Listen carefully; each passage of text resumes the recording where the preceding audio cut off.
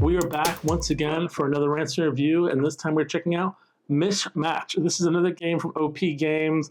It is a family-friendly game where you basically are trying to collect as many cards as possible, and it's very quickly designed, and you're looking for types of animals, types of moods, the foods they have, and colors.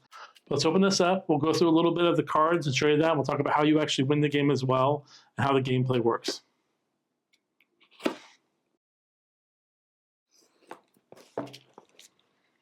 Okay.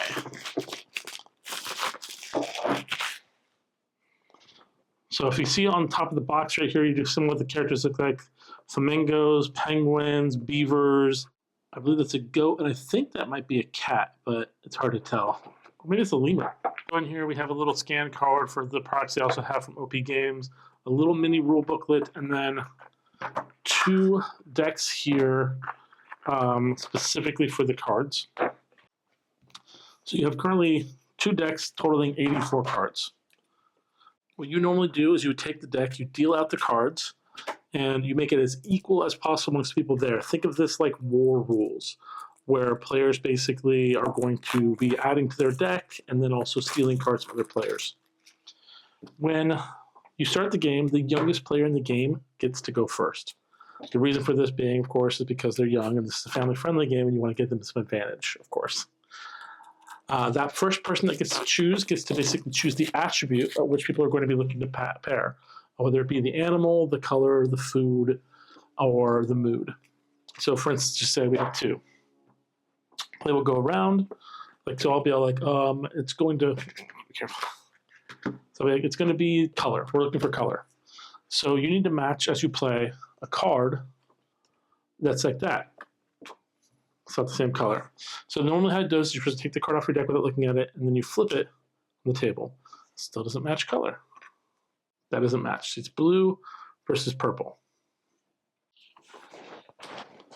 Purple to blue, purple to green. And then when you see someone wearing a hat, you can just say hat. You get to take the hat card and add it to your pile. You take a hat card, place it under your stack. Match. Because they are the exact same color of the cards the pandas. So I would take all those cards and I would place it under my stack. And then I, as a new player, gets to choose the color that's going to be the next thing, the new attribute, sorry, not color. So I could say mood. So this card is in love. So players are going to be looking for matching mood.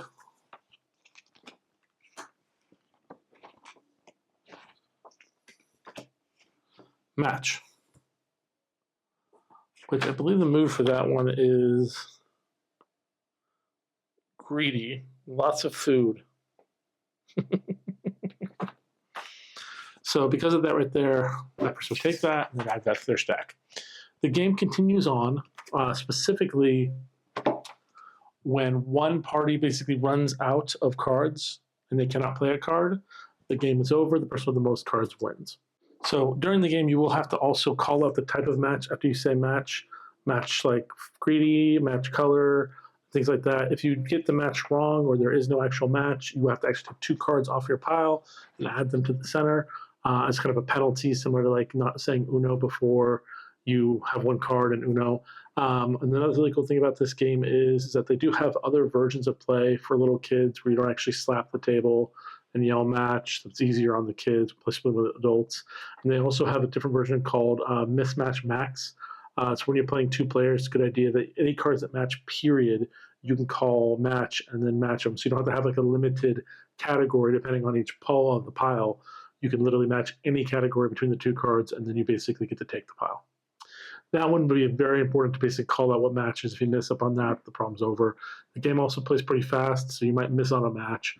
But the general idea of the game is it's all about trying to have fun, allowing kids. And I mean, the game can play up to 8+ players, it says. So that's 8 players, 2 to 8.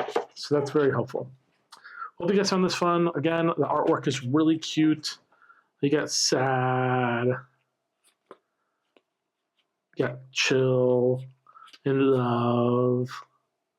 Oh, look, he's so sad.